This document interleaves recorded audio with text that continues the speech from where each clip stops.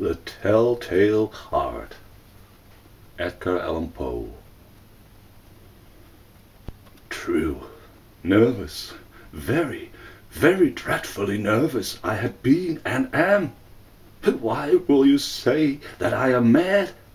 The disease had sharpened my senses, not destroyed, not dulled them. Above all was the sense of hearing acute. I heard all things in the heaven and in the earth. I heard many things in hell. How then am I mad? Hearken and observe how healthily, how calmly I can tell you the whole story. It is impossible to say how first the idea entered my brain, but once conceived, it haunted me day and night. Object there was none, passion there was none. I loved the old man. He had never wronged me. He had never given me insult. For his gold I had no desire. I think it was his eye. Yes, it was this. One of his eyes resembled that of a vulture, a pale blue eye with a film over it. Whenever it fell upon me, my blood ran cold, and so by degrees, very gradually, I made up my mind to take the life of the old man, and thus rid myself of the eye forever. Now, this is the point. You fancy me mad. Madmen know nothing, but you should have seen me. You should have seen how wisely I proceeded, with what caution, with what foresight, with what dissimulation I went to work. I was never kinder to the old man than during the whole week before I killed him. And every night, about midnight, I turned the latch of his door and opened it, oh, so gently. And then, when I had made an opening sufficient for my head, I put in a dark lantern, all closed, so that no light shone out. And then I thrust in my head. Oh, you would have laughed to see how cunningly I thrust it in. I moved it slowly, very, very slowly, so that I might not disturb the old man's sleep. It took me an hour to place my whole head within the opening so far that I could see him as he lay upon his bed. Ha! Would a madman have been so wise as this? And then, when my head was well in the room, I undid the lantern cautiously. Oh, so cautiously, for the hinges creaked. I undid it just so much that a single thin ray fell upon the vulture eye. And this I did for 7 long nights, every night just at midnight. But I found the eye always closed, and so it was impossible to do the work, for it was not the old man who vexed me, but his evil eye. And every morning, when the day broke, I went boldly into the chamber, and spoke courageously to him, calling him by name in a hearty tone, and inquiring how he had passed the night. So you see, he would have been a very profound old man indeed to suspect that every night, just at 12, I looked in upon him while he slept. Upon the 8th night I was more than usually cautious in opening the door. A watch's minute and moves more quickly than did mine. Never before that night had I felt the extent of my own powers, of my sagacity. I could scarcely contain my feelings of triumph.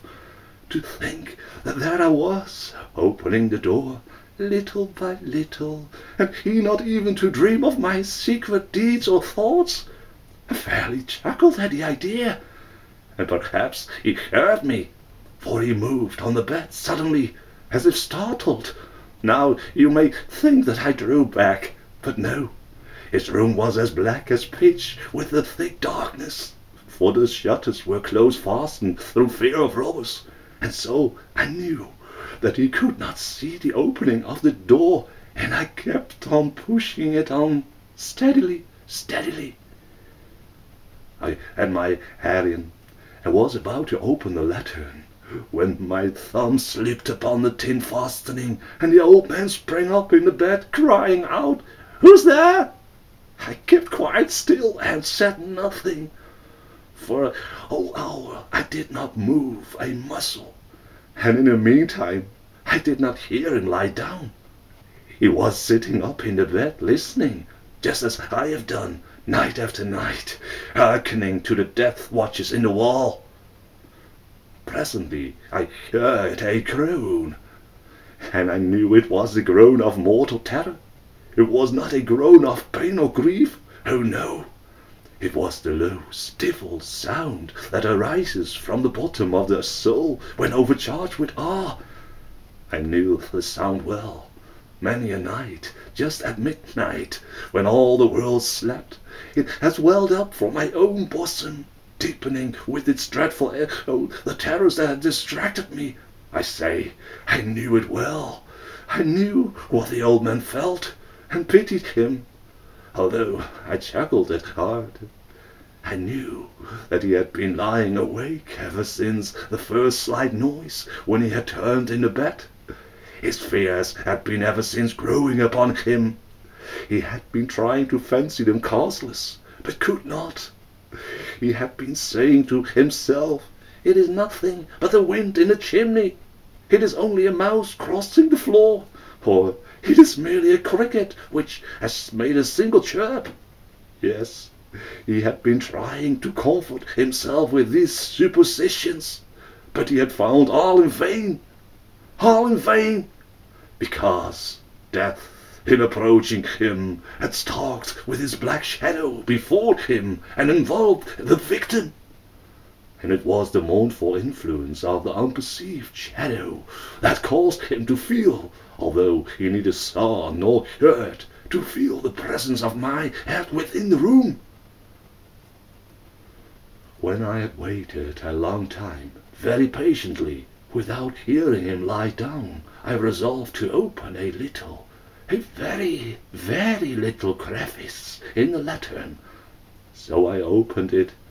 You cannot imagine how stealthily, until at length a single dim ray, like the thread of the spider, shot from out the crevice and fell upon the vulture eye. It was open, wide open, and I grew furious as I gazed upon it. I saw it with perfect distinctness, dull blue, with a hideous veil over it that chilled the very marrow in my bones. But I could see nothing else of the old man's face or person, for I had directed the ray, as if by instinct, precisely upon the damned spot. And now have I not told you what you mistake for madness is but over-acuteness of the senses? Now, I say, there came to my ears a low, dull, quick sound, such as a watch makes when involved in cotton. I knew that sound well, too. It was the beating of the old man's heart. It increased my fury, as the beating of a drum stimulates the soldier into courage. But even yet I refrained and kept still. I scarcely breathed. I held the lantern motionless. I tried how steadily I could maintain the ray upon the eye. Meantime, the hellish tattoo of the heart increased. It grew quicker and quicker, and louder every instant. The old man's terror must have been extreme. It grew louder, I say, louder every moment. Do you mark me well? I have told you that I am nervous, so I am. Now, at the dead hour of the night, amid the dreadful silence of that old house, so strange a noise as this excited me to uncontrollable terror. Yet for some minutes longer I refrained and stood still. But the beating grew louder.